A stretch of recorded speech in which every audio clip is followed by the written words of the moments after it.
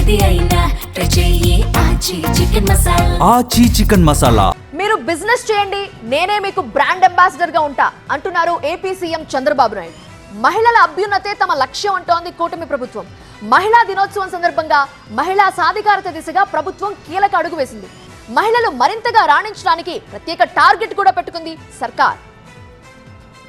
అంతర్జాతీయ మహిళా దినోత్సవం సందర్భంగా ఏపీ సర్కార్ కీలక కార్యక్రమాలకు శ్రీకారం చుట్టింది. సీఎం చంద్రబాబు సమక్షంలో 36 ఎంఓయూలు జరిగాయి. డ్వాక్రా ఉత్పత్తులకు జాతీయ, అంతర్జాతీయ స్థాయిలో బ్రాండింగ్ కల్పనకు చర్యలు చేపట్టింది చంద్రబాబు సర్కార్. ఇందుకు సంబంధించిన స్వయం బ్రాండ్ పేరు, లోగోను ఆవిష్కరించిన సీఎం ఈ ఏడాది 5 లక్షల మంది మహిళల్ని పారిశ్రామికవేత్తలుగా తీర్చిదిద్దాలనే టార్గెట్ పెట్టుకున్నట్టు ప్రకటించారు. పోయిన సంవత్సరం 1 లక్ష మందిని తయారు చేశాం. ఈ సంవత్సరం 5 లక్షల మంది, దేశంలో 6 లక్షల మంది ఆడబిడ్డలు పారిశ్రామికవేత్తలుగా ఉండే ఏకైక రాష్ట్రం ఆంధ్రప్రదేశ్ రాష్ట్రం. సిద్ధమా ఆడబిడ్డలు అని మిమ్మల్ని అందరినీ అడుగుతున్నా.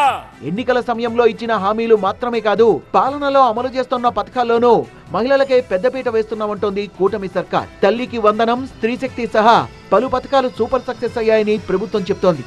స్త్రీ శక్తి గాని, అలాగే అన్నదాత సుఖీభవ పథకంలో కూడా మహిళా రైతులు ఉన్నారు.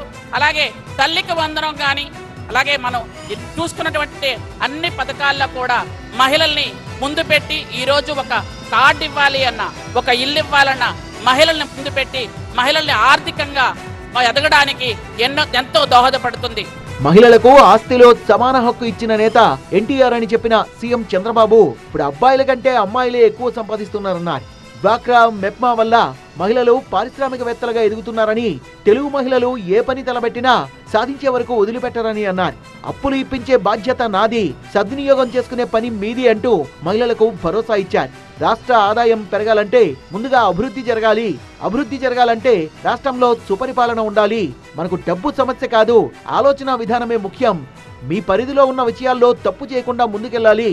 ఇంటా బయట చిన్న చిన్న సమస్యలు వచ్చాయని వెనక్కు తగ్గదని మహిళల్ని ప్రోత్సహించారు సీఎం చంద్రబాబు.